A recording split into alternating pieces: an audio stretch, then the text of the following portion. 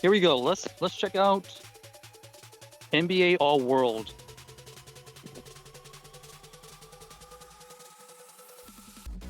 I have started it just to see how it was, and as you can see here, we have a character that was given to us. We have a oh, somebody's falling. We have a Kevin Porter Jr. This player was just given to us when we started it, so you always get random players, I guess, when you start off, and then as you walk around, you can collect more players if you beat them in a challenge. So these are just kind of like items. This is credit. So the cred is what you wager when you enter a challenge with anybody. So let's see if we can find one of these players. They'll randomly pop up. All of these little shiny things that pop up are points of interest. These little things that are on the ground, those are the credits or cred that you can randomly pick up. And then here, you can see here is the actual basketball court in Pokemon terms. It's like a gym. So when you're close enough to this, let's see if we can get close enough. It acts like Pokemon Go, where you have to be close enough to get, interact with it. Okay, so here we have a player that just popped up, and it's kind of like you got to challenge this person. You can see the drill type is first to 5. You can see like their skill levels. You can check out the rules. It's basically you're just trying to get 5 points before them, and let's see if we can do this correctly. Let's go ahead and do it.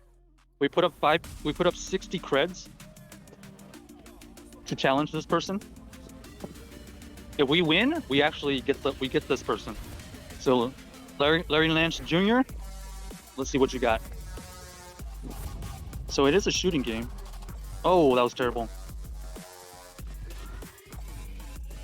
You do need to focus. It is a way more focus intensive game.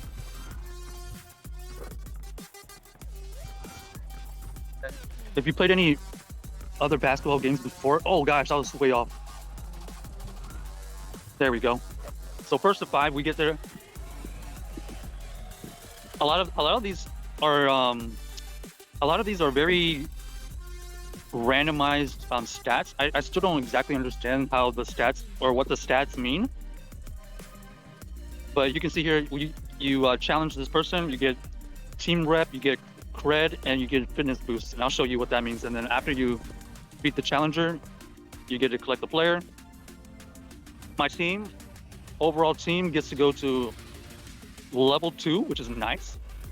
You get a bunch of rewards, star tokens, all world cash, cred, and energy. Now we can start collecting these players as we level up. They're gonna make me rate it, so I'm gonna say no. And then as you walk around or you're out and about, you can collect more. And then here, anytime there's like a little shiny thing, you basically have to tap on it, and then you have to claim it. You get some rewards. That's the fitness boost.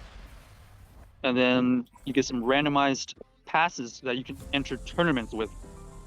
So every player has a certain amount of energy or stamina.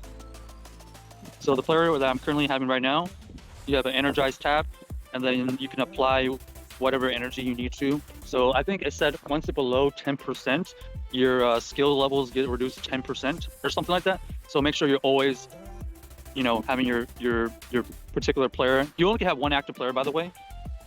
So whatever player that you choose, you have to make sure that has energy to do all the challenges.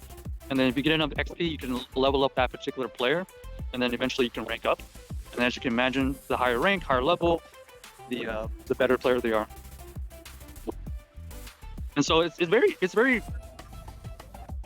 So this was the LA pass. We cannot spin this until like basically 23 hours from now, and then you just basically go around collecting different things that can help you,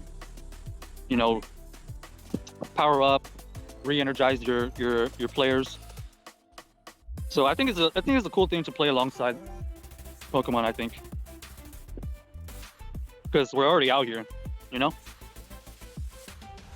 then these looks like energy items. Looks like every 30 minutes you can start spinning those again. might as well get these.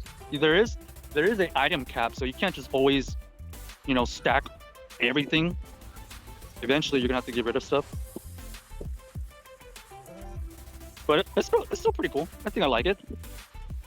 We'll do one more, just to see what other whatever challenges they have. Okay, this is a first of 5 again. Let me see if there's a different type of challenge. Oh, okay. Here's around the world. You can actually challenge one of the players to kind of shoot around the court, and basically you're just trying to shoot around the court back and forth before the other player. So it does require a ton more concentration, right? It's gonna be a hard game to walk and talk with. So let me stop somewhere. Here's one. It's 2. Oh, that was terrible. So this version of Around the World is, if you miss, you go back 1 spot. So I'm struggling right now. Okay. Oh.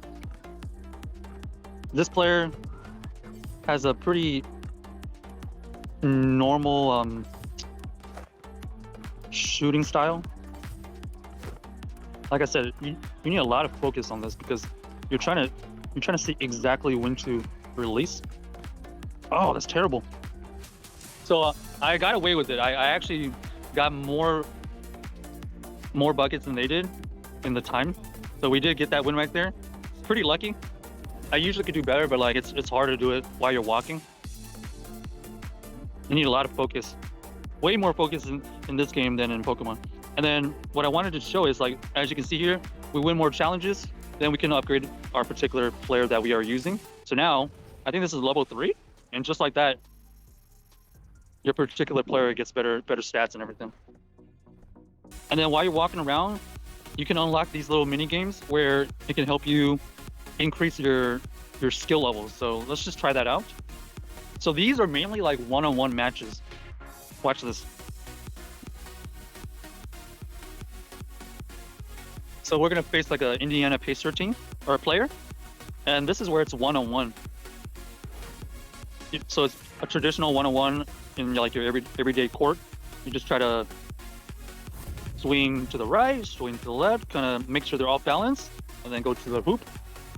For right now, I haven't really figured out the nuances to it, but on defense is pretty easy. You just let it go automatically, and you time when you can steal, and then when you block.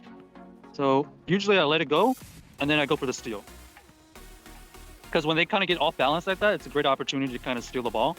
And then that one right there, you see that they were kind of off balance a little bit, so then I can go to the hoop. So I'm up 2-0. Play good defense here. Let's see if I can block them on this one. Let's see. They're gonna automatically play defense. Okay, well, I'm gonna go for the steal. Okay, never mind, he missed.